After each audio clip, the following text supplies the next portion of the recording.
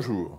Le prix du pétrole a récemment augmenté. On est maintenant entre 70 et 75 $, alors qu'en début d'année, on était plutôt aux alentours de 65 $. Vrai changement. Alors, qu'est-ce qui explique ce mouvement haussier? Trois choses. La première, c'est quand on regarde la série des prix du Brent, par exemple, c'est le changement de dynamique observé à partir du 6 avril. Le 6 avril, c'est le moment où les États-Unis mettent en place des sanctions contre la Russie. D'un seul coup, le système change et d'autres sanctions sont possibles contre l'Iran. Donc on a un changement. Alors pourquoi? Parce que la Russie, parce que l'Iran sont de très gros producteurs de pétrole et que s'il y a des sanctions, eh bien cela pourrait porter atteinte à leur capacité à renouveler leurs investissements et finalement à délivrer une production suffisamment importante. Ça, c'est le premier point.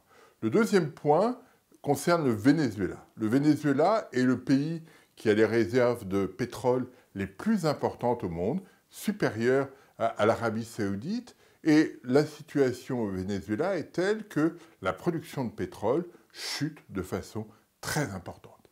Et depuis 6 mois, par exemple, elle a baissé de 23%.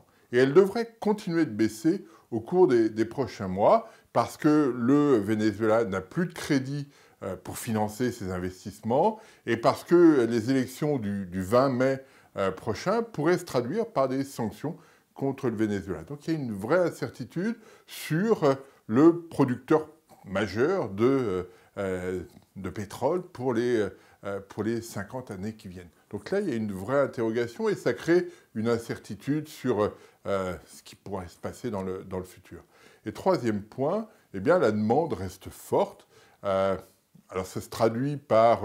ça reflète plutôt une croissance de l'économie mondiale qui est plutôt robuste. Alors les Américains ont ajusté leur production à la hausse, les stocks ont baissé de façon significative, même si de manière récente ils se sont stabilisés, mais on voit bien que la demande est assez robuste. Donc ces trois facteurs, les sanctions sur la Russie notamment, le Venezuela dont la production s'effondre, et la demande, tous ces éléments expliquent ce changement de dynamique. Alors, quelles conséquences?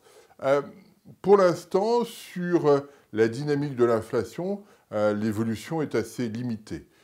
Donc on n'imagine pas d'accélération brutale de l'inflation au niveau actuel. Si le prix se maintenait à 75 $, on pourrait avoir quelques pressions haussières, mais pas plus que ça.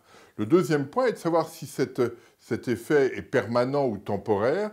Il nous semble qu'il doit être temporaire puisque l'Arabie Saoudite a encore des marges de progression, des marges de production qui pourraient compenser s'il y avait un vrai souci et s'il y avait de vraies tensions.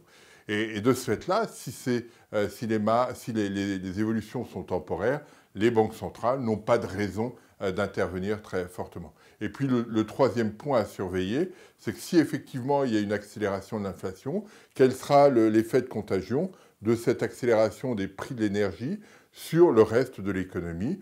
On avait vu au début de la décennie, en 2012-2013, que l'effet de contagion était assez limité. S'il reste limité, eh bien on n'aura toujours pas résolu l'équation des banques centrales, qui est celle de retrouver une inflation un peu plus élevée. En d'autres termes, le prix du pétrole, effectivement, s'installe sur un niveau un peu plus élevé. Ça générera un petit peu plus d'inflation, au moins dans un premier temps, mais il n'y a pas pour l'instant d'alerte à avoir. Je vous remercie.